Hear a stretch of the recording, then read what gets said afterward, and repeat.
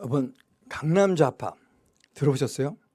전 맨 처음에 이 강남 좌파라는 거 들어보고 야, 강남에 좌파가 있을까? 그런 생각을 했습니다. 근데 뭐예요? 좌파라는 것은 이념을 쫓는 사람이죠. 강남은 뭡니까? 돈을 쫓는 사람들입니다. 근데 강남 좌파는 뭘까요? 이념보다는 돈을 택한 사람들이라고 저는 본다고 볼 수가 있습니다. 자, 그러면 뭘 보겠습니다. 강남 좌파. 이게 뭐가 이율배반적인 얘기죠. 그러면 속과 겉이 다른 자. 그거죠. 자, 마태복음에서 이런 말씀하고 계십니다. 화 있을 적 외식하는 서기관들과 바리새인들이여 회칠한 무덤 같으니 겉으로는 아름답게 보이나 그 안에는 죽은 사람의 뼈와 모든 더러운 것이 가득하도다 라고 말씀하고 계십니다. 그러면서 이와 같이 너희도 겉으로는 사람에게 옳게 보이되 안으로는 외식과 불법이 가득하도다. 이게 뭐예요? 저는 이걸 갖다 강남 좌파를 대변하지 않을까, 그렇게 생각하면서 이 말씀을 한번 찾아봤습니다. 자, 그러면 강남 좌파란 뭘까? 자, 강남 좌파 해보면 이겁니다. 강남 수준의 소득과 학력을 가졌으나 정치적 성향은 진보적이라는 이유 때문에 붙여졌다라고 되어 있습니다. 그게 강남 좌파입니다. 근데 이게 좌파라는 게 그러면 우리나라만 있느냐? 강남 좌파가 아닙니다. 유럽에서는 포도주 좌파, 벤츠 좌파라는 것이 또 있다고 합니다. 미국에서는 그 패션 좌파라고 또 얘기도 한다고 합니다. 그게 나무위키에서 제가 보고서 참고를 한 건데요. 자, 보겠습니다. 자, 좌파는 뭘까요? 프랑스 혁명 때 처음 등장한 정치 용어입니다. 그래갖고 국회의장석을 좌우로 해서 좌측에 앉은 루이 16세를 죽이자고 주장했던 자코팽파와 우측에 앉아갖고 반대한, 야, 죽이지 말자.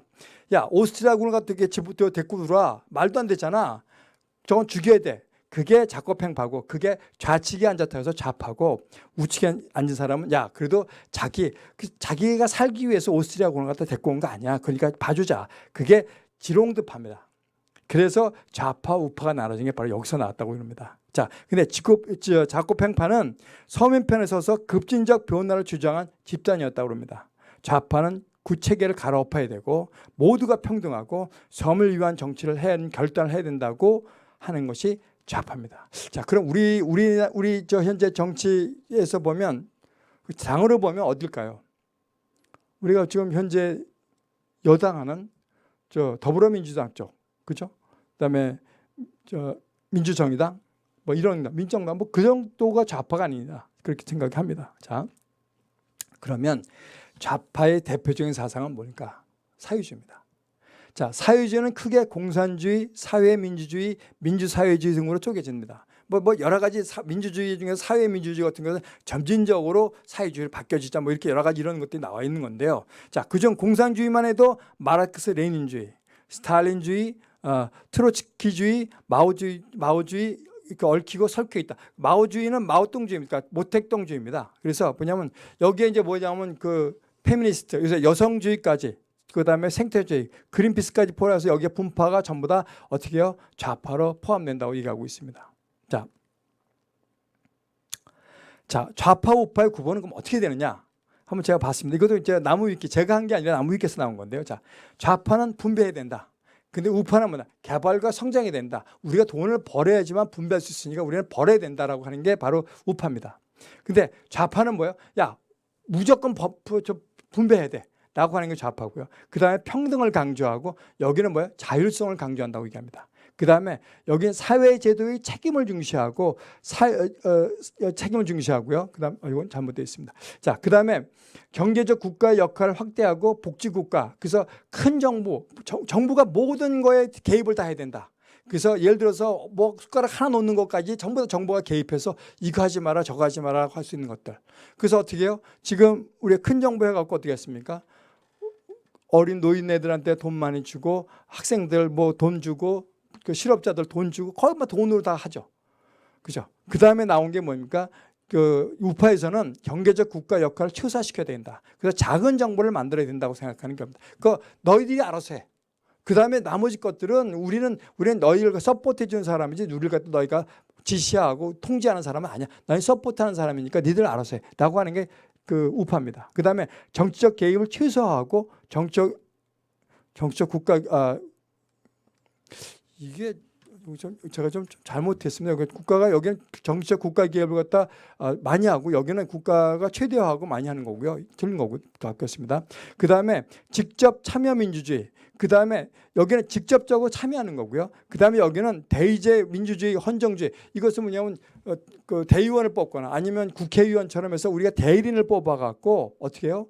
대신 투표하는 거. 대신 우리는 어떻게 해요? 그 사람을 투표하는 것을 갖고 그 사람을 당락화시킨다고 얘기하는 거죠. 그 다음에 헌정주의, 헌법을 맞춰갖고 가는 것이 우파라고 얘기합니다. 그 다음에 교화주의.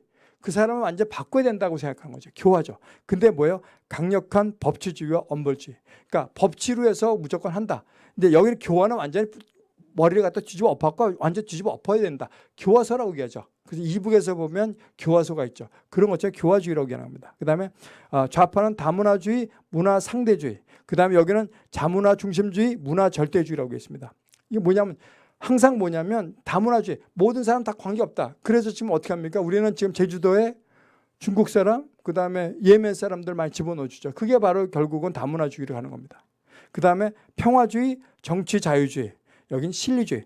여기는 뭐냐면 평화가 문제가 아니고 우리는 돈을 벌어야 된다. 그 다음에 현실적인 정치를 해야 된다. 그 다음에 연대해야 된다. 그래서 서로 모든가 끈끈하게 연결돼야 된다고 생각하고 있는 사람이 바로 연대주의입니다. 이번에 국민청원 한국당 해산시키자고 그래갖고 청원하는 게 지금 140만 횟수가 넘어갔다고 얘기하는데 새누리당 더불어민주당은 20만 정도가 넘었답니다. 그리고 146만이 되거든요. 한국당은요. 자, 이걸 보면 이게 연대 같은 것이 철저하게 아주 정말 끈끈하게 돼 있다고 볼 수가 있습니다. 자, 근데 자, 여기서 보면 재미있는 게 하나 있었습니다. 여기 뭐가 나왔었냐면 유영원 군사 세계라는 데에서 아주 재미있는 걸 발견했어요. 해방 직후에 좌파는 소련의 막스주의를, 우파는 미국의 자유주의를 추구했다. 그리고 한국전쟁을 거치고 박정희 집권기를 거치면서 우파는 박정희를 정점으로 해서 한국 산업화를 이끌어낸 세력이었고, 그 다음에 좌파는 박정희 전두환 노태우 이어지는 군부 정권에 맞서 민주화 투쟁을 이끌었던 세력이 좌파였다. 그러니까 우리가 생각하는 좌파와 지금 현재 우리가 기본적으로 생각하는 좌파, 우리가 원론적으로 생각하는 좌파와 우리나라 좌파와 우파는 다르다라고 보는 겁니다. 자, 그래서 한국의 우파의 정점에 서 있던 박정희 개발, 좌파에 유사한 경제 개혁을 중시했고 국가 주도적 노선을 걸었다라고 본 거죠. 그래서 민주주의는 민주주의는 좀 나중에 해도 돼. 어떻게? 나중에 하니까 이제는 돈 버는 게 우선이야. 그래갖고 통제했던 것이 바로 우파. 결국은 개발을 우선으로 하면서 박정희가 했던 것이 군부 독재였던 것이 바로 이런 거고요. 좌파는요, 범막수주의 진영에 여기 NL, PD 계열. 그 다음에 있었는데 거기서 NL가 뭐냐면 박정희 정권에 반대되는 거, 군부 정권에 반대되는 사람들이 결국 만든 것이 한국 좌파인데 거기는 뭐냐면 NL, PD 계열이 있었는데 NL이 어떻게 해요? 세력이 다수를 갖다가 되면서 어떻게 해요? 민족주의 특성을 더 강하게 가진 우파가 됐다. 원래 우파는요 민족주의인데 우리나라 좌파는 민족주의를 더 강하게 갖고 있었던 게 좌파였다는 얘기죠. 자, 유영원 군사 전문가가 얘기했던 것이 이겁니다. 자, NL과 PD는 과연 뭘까? 자, NL은요, 내셔널 리버레이션, 민족 해방이고요. 그 다음에 PD는 피플스 데모크라시입니다. 그래서 인민민주주의를 얘기하는 것이 바로 그 PD 계열인데 여기는 뭐냐면 주사파, 자주파, 종북주의라고 봅니다. 그 다음에 PD 계열은 평등파입니다. 평등만 하면 된다. 그래서 계급 투쟁을 통해서 평등해야 된다. 그래서 지금 민주정의당 같은 경우는 평등파 쪽 PD 계열을 보시면 될 겁니다. 그 다음에 정치 군사를 미국이 조정하고 있다라고 생각하고 있습니다. 근데 자본주의로 인해 민중이 핍박받고 있다고 생각합니다. 그래서 무슨 NL 계열은요, 민족 해방, 이 주사파들은 미국으로 인해서 우리나라가 분단이 됐고 문제가 생겼다고 생각합니다. 그래서 여기는 뭐냐면 PD 계열은 그렇지 않고 자본주의로 인해서 우리가 그게 됐다라고 생각합니다. 그래서 어떻게 됐습니까? 이번에 어떻게 해요? 국민연금이 들어가서 조양호 회장을 갖다가 회장에서 퇴출시켜 버렸죠. 이게 결국은 자본주의나 민중은 핍박됐다 그래갖고서 나타난 것이 바로 이런 것들입니다. 그 다음에 외세 계급에 분단됐다. 투쟁을 통해 평등을 창출해야 된다고 생각하는 게 이 PD 계열입니다. 그 다음 미국에 예속된 반식민지 상태가 우리는 현재 되고 있다고 생각하는 게 NL 계열입니다. 그러니까 임정석 실장이 결국은 이 NL 계열이거든요. 그 다음에 여기는 뭐예요? 노동계급 조직화로 계급혁명을 달성해야 된다라고 하는 게 PD입니다. 자, 그 다음에 보면 사람이 주인이고 역사의 주체다. 사람이 주인이라고 생각합니다. 한국 사회는 억압과 착취를 갖고 있다. 그 다음에 여기는 뭐냐면 소련과 중국에 따라가지 않은 독자 노선을 가졌다. 그래서 뭐라고 그랬고요? 주체사상을 신봉하게 됐다고 생각합니다. 과거에 큰 소련 연방을 갖다가 쫓아가지 않고 중국을 쫓아가지 않고 독자 노선을 거졌다. 그게 주체사상이라는 겁니다. 그리고 민족 공조가 강조된다. 남북한이 공조된다. 그래서 어떻게 해요? 임수경이라는 사람이 이북까지 가고 북한까지 가서 어떤 대회를 치르고 내려왔죠. 자, 그 다음에 여기 전대협이 나왔죠.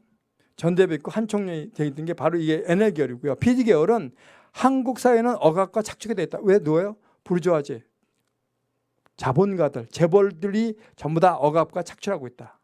자, 노동자와 자본가가 대결이 중요하다. 그래서 어떻게 해요? 자본가들, 노사 관계 같은 걸 갖다 중요시 여기는 거죠. 그 다음에 남북 문제는 그 다음에 차후 문제다. NL계열은요. 남북 통일이 우선이라고 생각하는데 PD계열은 남북 문제는 타후 문제다라고 생각하고 있습니다. 그 다음에 PD계열은 노동자 혁명으로 통일을 이루어야 된다. 그 다음에 한대연, 그래갖고 그게 PD계열과 NL계열이 나눠져 있습니다. 자, 이분이 보는 한국과 좌파의 구분을 보면 평등주의와 자유주의로 넘어왔습니다. 여기는 가장 기본이 평등과 자유주의다. 좌파 우파의 구분이요. 그 다음에 큰 정부, 세금을 많이 부어서 복지국가를 해야 된다. 그 다음에 작은 정부는 적은 세금을 내야 된다. 그 다음에 불안전성을 강조했고, 그 다음에 여기서 뭐예요? 경제계획, 뉴딜 정부가 개입해야 된다고 생각하고, 여기는 자율성을 강조했습니다. 우파는요. 그 다음에 기간산업 국영화. 그래서 어떻게 해요? 삼성전자도 지금 예를 들어서 전부 다 국영화 시키려고 자꾸 생각하는 이유가 뭐예요? 지금 칼도 마찬가지. 지금 그 대한항공도 국영화 시키려고 생각을 많이 하지 않겠냐. 그래서 국민의 기업을 만들려고 생각하지 않겠냐. 그렇게 생각하고요. 그 다음에 여기는 우파는 민영화를 시켜야 된다고 생각하는 거고요. 그 다음에 사회적 책임이 크다. 근데 중요한 게 뭐냐면 개인이 책임이 크다고 생각하는 거예요. 자, 그래서 뭐냐면 좌파들은 뭐냐면 우리가 구조가 잘못됐으니까 구조를 뒤집어 엎어야 된다고 생각하는 것이 좌파입니다. 그래서 뭐예요? 재벌도 엎어야 되고 우리 조직 간의 어떤 문제도 엎어야 되고 국가 정부도 엎어야 되고 그러니까 공수처도 만들어야 된다고 생각하는 것이 좌파입니다. 자, 그 다음에 노사관계, 노동자 이해 대변자고 자본가를 규제해야 된다고 생각하고요.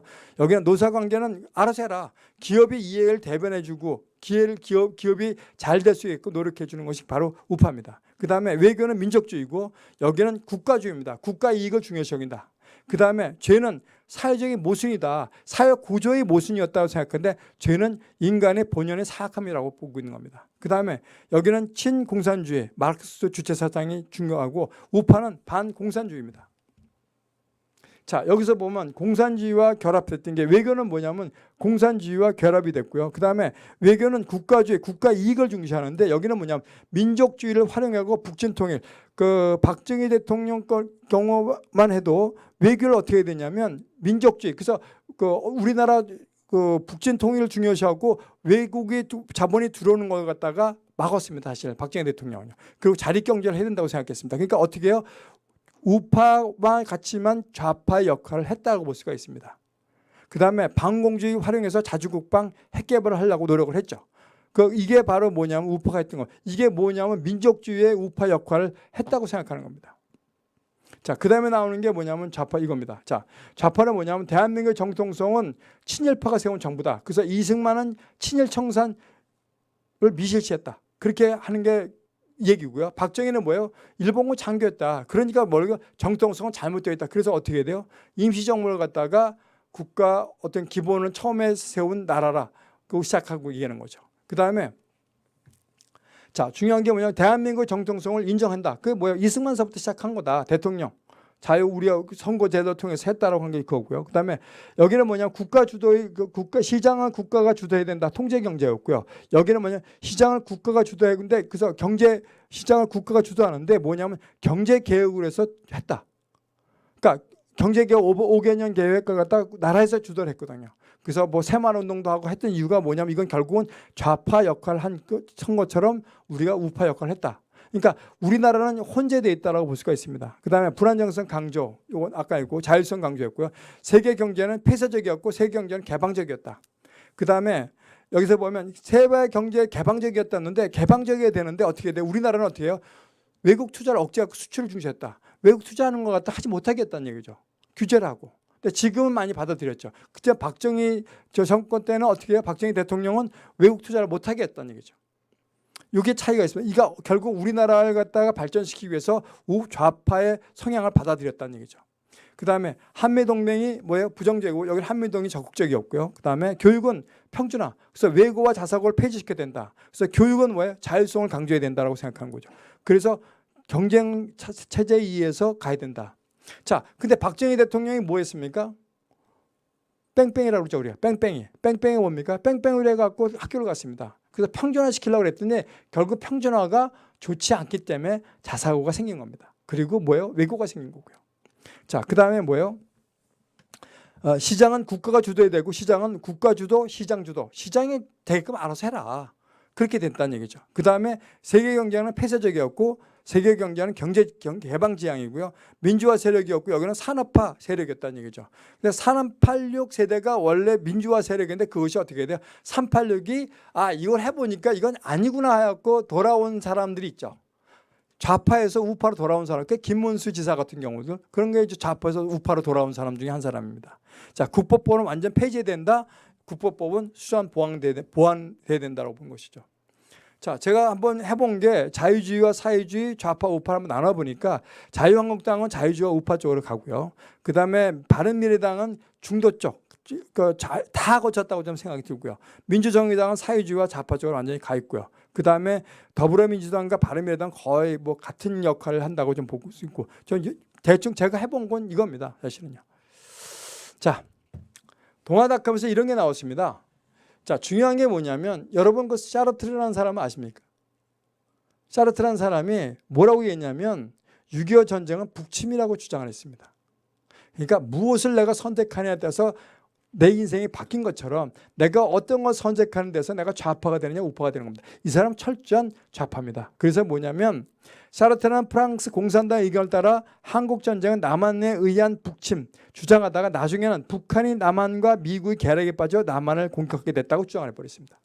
그러니까 결국은 팩트인데 팩트를 알아보지도 않고 뭐예요? 자기가 남한테 들은 거. 이게 좌파의 가장 맹점입니다. 자, 보시면 이거예요. 여기에 네몽 아론과 메를로 퐁티라는 사람인데 이 사람은 군대도 같이 갔다 왔고 그 학교 고등사범학교 같이 동기인데도 불구하고 메를로 퐁티 같은 경우는 후배입니다. 근데 이 네몽 아론은 군대도 같이 왔고 어렸을 때 친구였는데 이 사상 이 남북이 됐느냐 좌파냐 우파냐 남북이 남침했느냐 북침했느냐 이것 때문에 결국은 어떻게 해요? 완전히 이사가 결별했던 상황입니다. 자, 이 사람입니다. 장폴 사르트르는 뭐예요? 인생은 선택이다. 그래서 뭐예요? birth, death, choice. 삶과 죽음 사이에 선택밖에 없다라고 하는 것이 이 사르트르의 얘기입니다. 자, 그래서 이 사람은 뭐냐면 1964년 노벨 문학상이 지명받았는데 노벨 문학상은 정치적 편이 너무 크다. 그래서 나 안 받겠다. 그랬던 사람입니다. 자, 인생은 또 하나 뭐냐면 이게 있습니다. 평생 아내인 시몬드 드 보부아르하고 어떻게 해요? 평생을 계약 결혼했습니다. 우리 이번에 나왔을 때 조론이 나오죠, 조론. 근데 이 사람은 어떻게 하냐면 이 우측에 나와 있는 게 보부아르인데 계약 결혼해갖고 이 뭐예요? 바람 피든지 말든지 마음대로 해. 대신 비밀은 얻게 하자. 그래서 사르트르도 바람 피고 보부아르도 결국은 바람 피고 서로 바람 피다가 나중엔 결국은 끝까지 두 사람을 서로가 선택해서 마지막을 끝까지 같이 갔는데 무덤도 옆에 같이 나와 있는 상태입니다. 이런 사람입니다. 결국 사르트르 생각 자체가 뭐냐면 아주 급진적인 사람입니다. 그 다음에 이 보부아르는 뭐냐면 제2의 성이라 그래갖고 그 당시 뭐예요? 자기가 성생활하는 거, 동성애, 뭐 그 다음에 자기하고 연하하고 연애, 뭐 이런 것들 갖다 다 썼던 거. 페미니스트 아마 1호 페미니스트 아니었나 지금 보고 있습니다. 이 사람은요. 보부아르를요. 자, 이율 배반적인 사람 또 하나 있습니다. 장자크 루소입니다. 이 계몽주의 철학자의 최고봉이라고 볼 수 있죠. 루소는요. 그래서 뭐 사회 계약론, 참여력, 에밀 같은 거 썼는데 이 사람이 뭐라고 썼냐면 이 에밀이 중요한 겁니다. 에밀이 뭐냐면 에밀은 어떻게 해요? 이 주인공이 에밀이 고하지만 아주 좋은 선생님 만나갖고 성장했다고 얘기합니다. 그래서 1살부터 5살 때까지, 5살부터 12살까지 이렇게 나이별로 쭉 쓰면서 어떻게 변해가야 된다라고 뭐예요? 써갔던 사람이 바로 에밀입니다. 이 책이. 근데 뭐예요? 정작 자기는 어떻게 해요? 5명이 자녀를 낳았지만 여기 마리 테레스 바시에르하고 결혼했는데 5명이 자녀를 낳았는데 전부 다 뭐 어떻게 해요? 키우지 않고 전부 다 고아원에 보내버렸어요. 자기는 에밀이라는 책을 갖다 쓰면서 자녀는 이렇게 키워야 됩니다라고 딱 했는데 결국 어떻게 해요? 고아원에 보내버렸어요. 이 샤르 루소도 뭐냐면요. 아버지가 15살 때인가 나갔어요. 그래갖고 할아버지 집에서 자랐거든요. 외할아버지가 누구냐면 그 슈바이처. 그러니까 슈바이처가 오촌 당숙이에요. 당숙 아저씨. 이 루소. 그런데 뭐냐면 외할아버지가 엄한 외할아버지 밑에서 사랑을 못 받고 자랐기 때문에 결국은 뭐예요? 결국은 이렇게 자녀를 고아원에 보내는 그런 극단적인 선택을 할 수 있는 사람이었다. 마찬가지 샤르트르도 마찬가지예요. 태어난 지 얼마 안 돼갖고 7개월 만에 엄마가 죽어버렸어요. 그러니까 결국은 뭐예요? 어머니하고 어머니 어떤 애착관계, 대상관계가 잘못됨으로 인해서 어떻게 해요? 생각 자체가 완전히 삐뚤어진 걸로 바뀌어지는 거죠. 그래서 여기서 이게 나온 게 있습니다. 모든 비밀은 드러난다. 히브리서에 보면 좌우나센 검보다 예리하다. 하나님의 말씀은 그래서 살아있고 활력있고 운동력이 있다고 얘기합니다. 그래서 관절과 골수를 찔러 쪼개기도 하고 마음의 생각과 뜻을 판단하느니 지으신 것도 하나도 그 앞에 나타낼 점이 없고 우리의 결산을 받으실 이의 눈앞에는 만물이 벌거벗은 것 같이 드러나니라고 얘기합니다. 그러니까 여러분들 어떻게 해요? 손바닥으로 나를 가린다고 생각하면 안 됩니다. 하나님 앞에서는요 모든 게 드러날 수 있다는 얘기죠. 하나님은 뭐예요? 다 알고 계신다라고 생각하시면 됩니다. 근데 뭐예요? 샤르트르나 루소는 뭐예요? 자기가 신이 된 거죠. 자기의 헤르츠를 갖다가 한 80, 90 헤르츠를 켜놓고 하나님의 목소리를 갖다 하나님의 음성을 듣지 않았던 사람이라는 얘기죠. 자, 여기 이제 한국으로 넘어오겠습니다. 한국에는 뭐예요? 이 장하성이라는 실장입니다. 정책 실장이죠, 이 사람이요. 근데 이 사람은 뭐라고 했냐면 왜 부자가 더 많이 가져가야 하느냐 하고서 젊은이들한테 뭐라고 그랬어요? 분노하라. 젊은이와 분노하라고 했던 사람이 이 사람입니다. 근데 이 사람이 어떻게 돼요? 사회의 평등, 잘못되어 있는 거, 잘못된 구조, 이 구조는 우리는 뒤집어 엎어야 돼. 그러니까 분노해, 화를 내 라고 했던 사람입니다. 이 사람은요. 근데 이 사람 재산이 어떻게 해요? 104억입니다. 100억대의 부자입니다. 100억대. 어떻게 해요? 말로는 젊은이들한테는 분노하라고 얘기하면서 어떻게 해요? 자기는 뒷구녕으로 해갖고 주식을 모았던 사람들. 좀 이율 배반적이라고 좀 보고 있습니다. 자, 이 사람은 한국의 자본주의 분배의 실패가 만든 한국의 불평등이다라고 주장하면서 왜 분노해야 하는가에 대해서 썼던 사람입니다. 그래서 뭐라고 그래요? 장하성 교수는 지금 청년 세대가 가장 먼저 해야 할 일은 현재의 아픔이 자신의 잘못이 아니라 세상의 탓이라는 것을 깨닫고 기성세대를 향해 당신들 책임이다. 그러니 바꾸자라고 요구하라는 얘기입니다. 혁명 없이는 변화가 없다고 얘기합니다. 근데 과연 그럴까요? 대학생들이 왜 이번 정부에서 떠나가고 있습니까? 그 말이 거짓이라는 걸 깨달았기 때문에요. 우리가 분배한다고 됩니까? 아니죠. 생산이 있어야지만 분배가 되는 겁니다. 피자가 없는데 피자를 어떻게 나눠서 먹을 수가 있습니까? 자, 내 자신을 알라. 마태복음 7장 3절에서 5절을 보면 형제의 눈 속에 있는 티는 보고 내 눈 속에 있는 들보는 깨닫지 못하느냐? 나로 내 눈 속에 있는 티를 빼게 하겠느냐? 무슨 말씀인지 아시죠? 네가 네 자신을 알아라. 그래서 네가 잘못된 것을 깨달아라. 내 눈 속에 들보를 빼어라. 그 후에야 밝히 보고 형제의 눈 속에 티를 빼리라. 형제의 눈은 티예요. 나는 들보고. 그러니까 내가 죄가 더 많다는 걸 깨달아야 된다는 얘기. 근데 그걸 깨닫지 못하고 있다는 얘기죠. 자, 조희연 교육감 2020년까지 자사고 외고 5곳 일반고 전할 테니까 취소 권한 자신에게 달라고 얘기했던 사람입니다. 임기 내 5개 모든 외사고를 갖다 없애겠다고 그랬습니다. 그리고 뭐예요? 유치원 정책은 공립유치원 확대가 핵심이다. 왜요? 공립유치원을 들어가려도 뭐예요? 18%께 들어갈 수가 없다는 얘기죠. 들어갈 인원수가 없으니까. 그러니까 어떻게 해요? 전국의 평균을 30% 올릴 테니까 사설 유치원도 전부 다 공립 유치원을 바꾸겠다. 그 정책이 이번에 나타난 겁니다. 근데 이 사람이 어떻게 했냐? 자석을 메고 없앤다 그러면서 어떻게 해요? 자기 자녀는 어떻게 해요? 자기 자녀는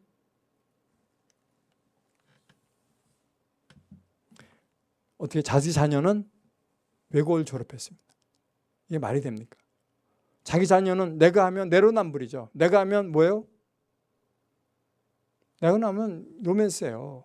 남이 하면 불륜. 그러니까 내 아들은 괜찮아. 내 자식들은 괜찮아. 근데 어떻게 해요? 남들은 하면 안 돼. 그러니까 없애버리겠다. 그게 바로 이런 내용들입니다. 자, 김의겸 대변인 16억 원의 빚을 안고 26억 상당의 건물을 매입했대요. 매월 이자가 450만 원의 이자를 내야 된답니다.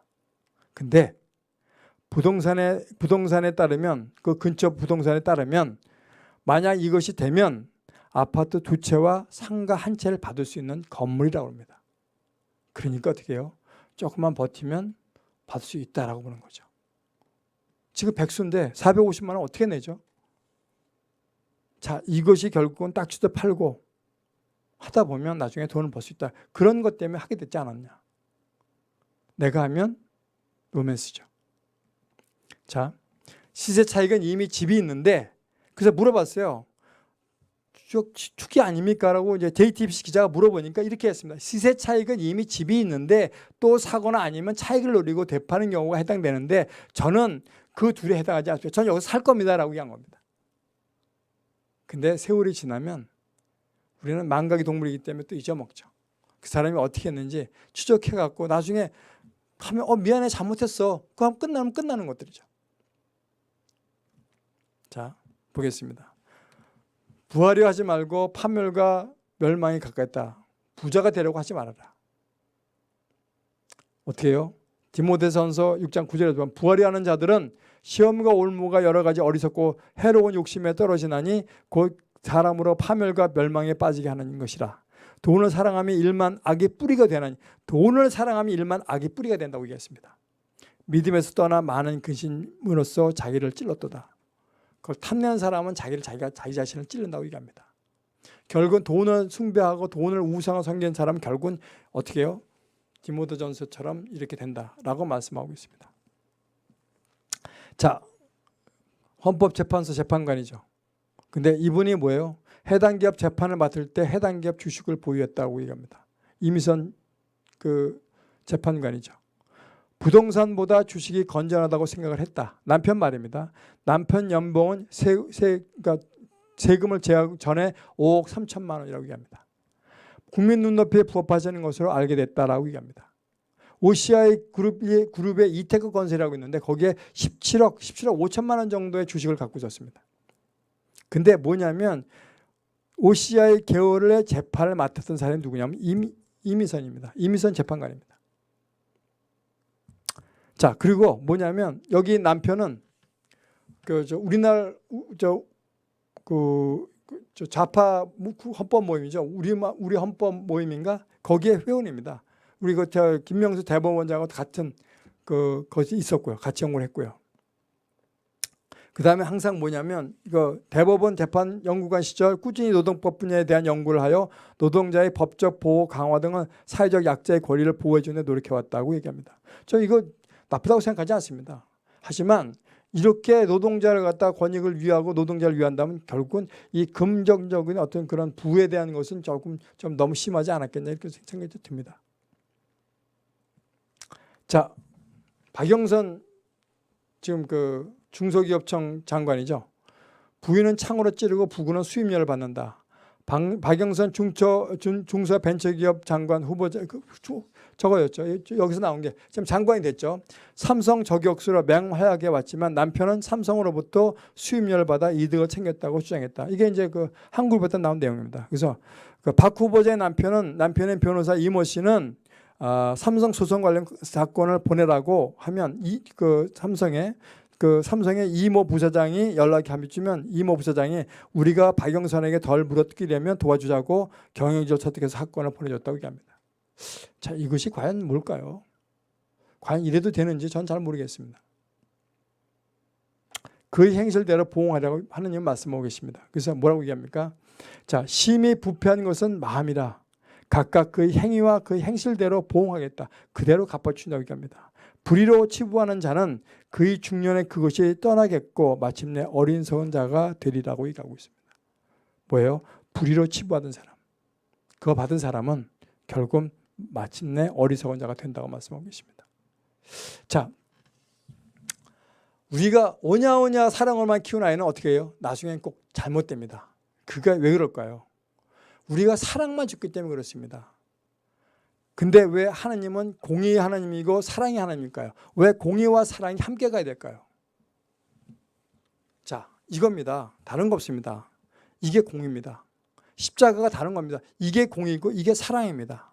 그래서 공의와 사랑이 합쳐졌을 때 우리는 십자가가 되고 하나님이 되고 예수님이 되고 바로 하나님의 말씀과 예수님의 말씀이 되는 겁니다. 우리가 이렇게 할 때 어떻게 돼요?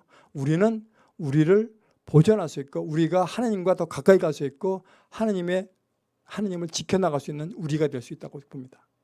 그래서 하나님의 혼인잔치에 우리가 갈 수 있다고, 우리가 공의와 사랑을 지킬 때만이 하나님과 같이 하고 하나님과의 혼인잔치에 우리가 참석하고 들어갈 수 있다고 저는 봅니다.